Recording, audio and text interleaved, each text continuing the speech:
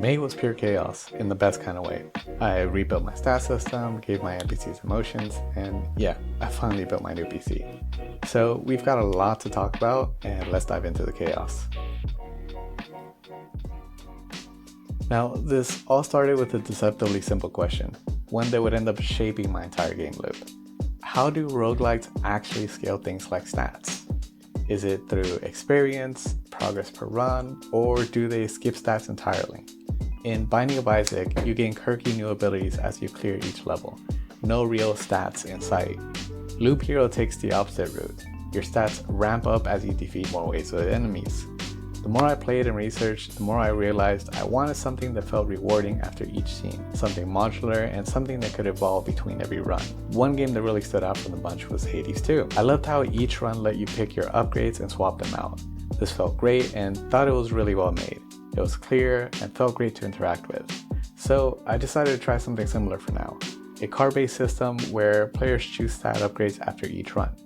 Right now, systematically, it's similar to Hades 2, but my plan is to expand it in a different way as the game takes shape. I got to work on a simple, lightweight database layout in BGDB, and a custom UI to support it. It's early, but it is functional, and it gives players satisfying moments of "I earned this" between every fight. Now that we figured that out, how should the rest of the game loop look like? If the player dies, they will resurrect at the village, choose their new stats.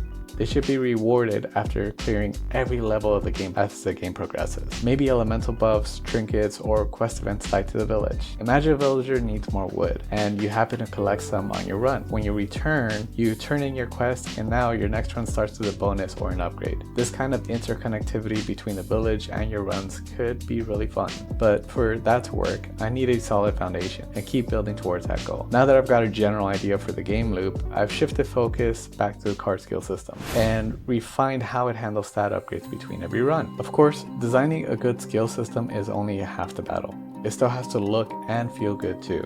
If the UI looks janky, no one's gonna really enjoy using it. So once the card skill system started working, I shifted focus on the visuals, building out the UI with Unity's UI toolkit. I started by designing the cards and backgrounds in Photoshop, and yeah, it looks like the best, worst 80s retro carpet you've ever seen. I showed it to Nick, and Nick offered to give me a crash course in Affinity Designer. And honestly, the difference was night and day. Better colors, cleaner textures, more cohesive design overall. I dove into the Affinity file, picked apart the updates, and immediately realized my UI lacked a consistent style. Up until now, I've just been throwing elements together and they worked in isolation. But together, they clashed. I didn't have time to overhaul the full style guide yet, but that's definitely on my roadmap. Going forward, I'll be paying closer attention to color consistency and overall visual direction, so the UI doesn't just work, it feels good to interact with.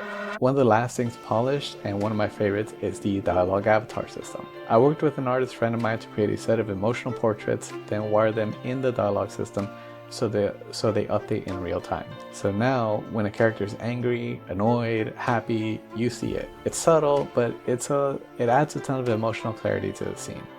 Think Hades-style conversations, but adapted to fit the vibe of the world. It's already made the dialogue feel more alive, and I've barely scratched the surface of it. I'm planning to build this out for every major character so their personality comes through even before they speak. Now, while that brought characters to life behind the scenes, I was putting out fires. Since I'm designing handcrafted levels instead of procedural ones, I needed a proper scene loading system. But why does the scene loading system matter? Each level has its own unique component, like A-star path, which maps out the walkable terrain. But here's the catch. I can only have one A-star instance active at a time. So if two scenes overlap, even for a moment, I get chaos. Mushrooms start levitating, NPCs stop moving, sometimes the game even tries to access objects from a scene that no longer exists. So a good portion of May was working on my scene loader. One that fully unloads the scene and all its assets before the next one comes in.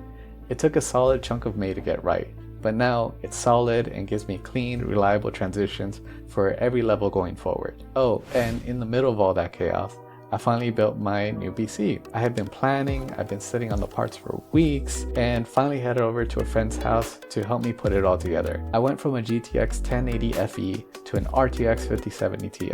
My last build was from 2016, so this was really long overdue. Everything runs so much better, and I've already noticed how much easier testing, editing, and development is.